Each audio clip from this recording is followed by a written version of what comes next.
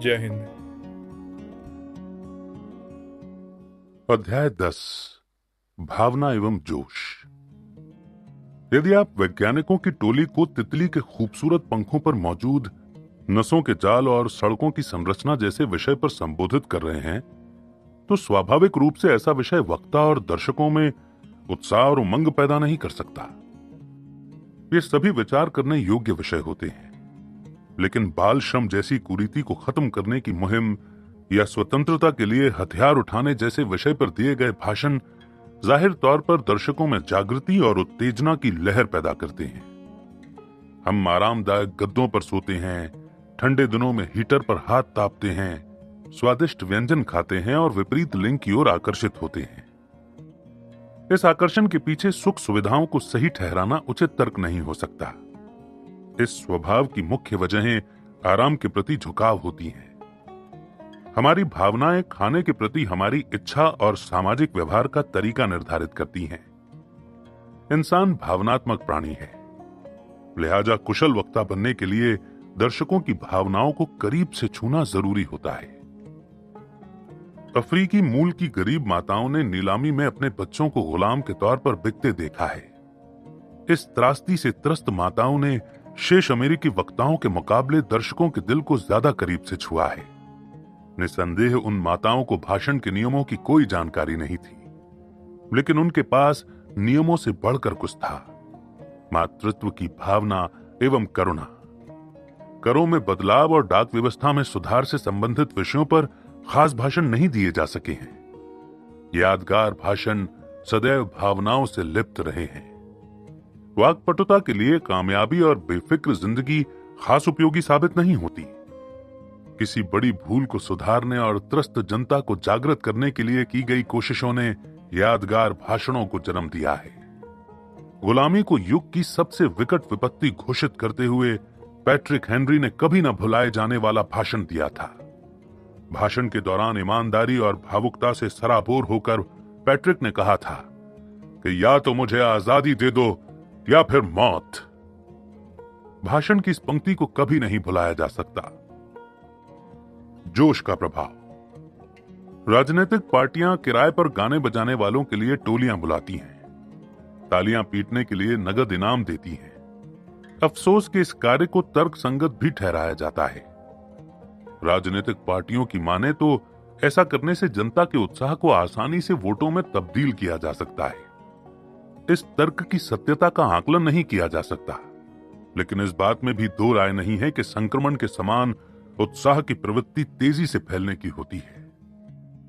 घड़ी बनाने वाली एक कंपनी ने घड़ी की दो किस्मों को अलग अलग विज्ञापनों के जरिए बेचने का रास्ता आजमाया।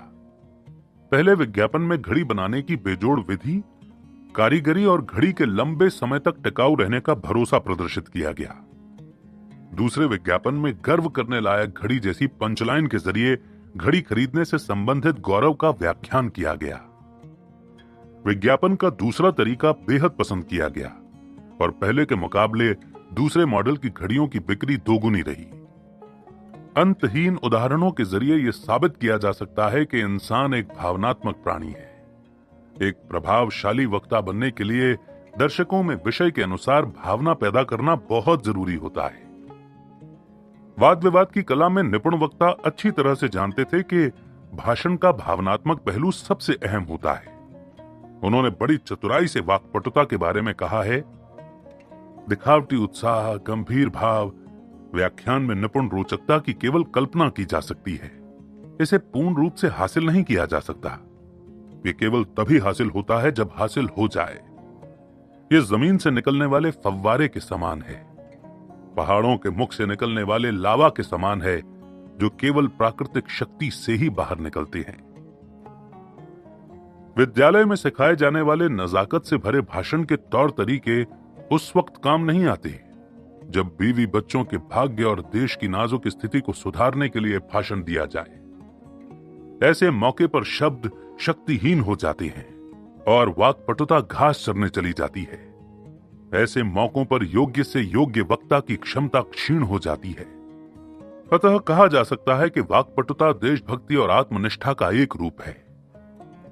विचारों की स्पष्टता, विशेष उद्देश्य दृढ़ निश्चय, निर्भीक स्वभाव, दीप्तिमान आंखें, जुबान पर लहराते शब्द और विषय पर ध्यान केंद्रित करने की शक्ति से वाक्पटुता का जन्म होता है। ऐसी वाक्पटुता बोलने की बाकी निपुणताओं के मुकाबले ज्यादा प्रभावशाली होती है। ये एक प्रक्रिया है, एक प्रभावशाली, श्रेष्ठ और उत्तम प्रक्रिया। एक बार खाना खाने के बाद एक लेखक गांव की सड़कों पर टहलने के लिए निकला। रास्ते में उसने एक ढोंगी को बोलते हुए सुना। एमरसन की हर व्यक्ति से कुछ सीख लेने की सलाह को मानते हुए लेखक रुक गया और उस ढोंगी की बात को ध्यान से सुनने लगा। वो व्यक्ति बाल मजबूत करने की दवा बेच रहा था और दावा कर रहा था कि उसने इस दवा की खोज एरिजोना में की है। उसने अपने सिर से टोप हटाते हुए दवा के सकारात्मक असर का व्याख्यान किया, दवा से मुंह धोकर साबित किया कि दवा हानिकारक नहीं है। इसके बाद दवा के फायदों का भरपूर व्याख्यान कुछ इस तरह से किया कि खरीदारों की लाइन लग गई। दवा बेचने के बाद उस जालसाज ने बड़े विश्वास के साथ यह समझाने की कोशिश की कि महिलाओं के मुकाबले पुरुष ज्यादा तादाद में गंजे क्यों पाए जाते हैं। इस विषय में किसी को कोई जानकारी नहीं थी। उसने समझाया कि महिलाएं पतले तलवे के जूते पहनती हैं, इसलिए शरीर का मां धरती से ज्यादा संपर्क होता है। पुरुष मोटे तलवे के जूते पहनते हैं और बालों को पोषक तत्वों से वंचित रखते हैं। उस जालसाज के पास इसका भी एक निवारण था, एक तांबे का टुकड़ा जिसे जूतों के तलवे में रखने से समस्या हल हो सकती थी। दिलचस्प बात है कि सहज और स्वाभाविक तौर पर पेश किए गए उस निवारण का जनता ने उत्साह के साथ स्वागत किया और एक बार फिर खरीदारों की लंबी कतार लग गई। एमरसन ने कहा है, सुनो, उत्साह के बिना बड़ी कामयाबी हासिल नहीं की जा सकती है। कार्लियल ने कहा है, इतिहास के पन्नों में शामिल महान लम्हे केवल और केवल जोश व उत्साह का परिणाम है। उत्साह की भावना चेचक के संक्रमण की तरह फैलती है। ओलिवर क्रॉमवेल ने कहा है, इतने ऊंचे कभी ना पहुंचो कि पता ही ना चले कि कहां जाना है। उत्साह को कैसे हासिल और विकसित किया जाए? उत्साह कोई कमीज नहीं है जिसे जब चाहे पहन लो और जब चाहे उतार दो। उत्साह को पुस्तक में मौजूद नसीहतों से भी हासिल नहीं किया जा सकता। उत्साह समय के साथ विकसित होने वाला प्रभाव होता है, लेकिन सवाल यह है कि किस चीज का प्रभाव, जानने की कोशिश करते हैं।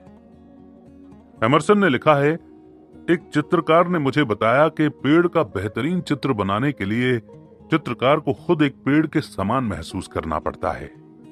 इसी प्रकार एक बच्चे का चित्र बनाने से पहले बच्चों की शरारतों, हरकतों और स्वभाव को समझना जरूरी होता है। खुद को बच्चों जैसा महसूस करने वाला चित्रकार ही बच्चों के विभिन्न भावों को चित्र के द्वारा प्रकट कर सकता है।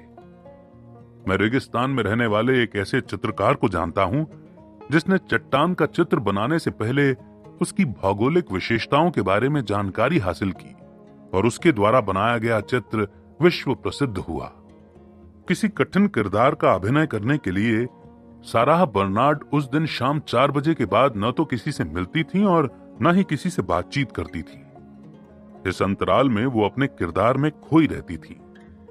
शेक्सपियर के नाटकों में अभिनय करने वाले महान कलाकार बूथ भी किरदार निभाने से पहले अकेले रहना पसंद करते थे और खुद को किरदार में डुबोए रखते थे। एक महान कृति द डिवाइन कॉमेडी लिखने से पहले दांते अपनी प्रेमिका फ्लोरेंस से लंबे समय तक दूर रहे, जंगलों में ठिकाना बनाया, गुफाओं में जीवन बिताया और कई बार भूखमरी के कगार तक पहुंचे। इस कष्ट भरे जीवन के बाद दांते ने महान हास्य कृति को लिखा।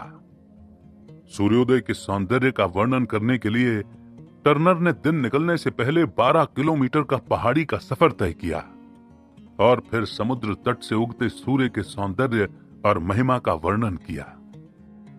वेंडेल फिलिप्स के वाक्य दिलो दिमाग पर बहुत गहरा असर डालते हैं, क्योंकि फिलिप्स ने 50 लाख गुलामों के दुख दर्द को करीब से महसूस किया था। भाषा में एहसास पैदा करने का बस यही एकमात्र रास्ता है।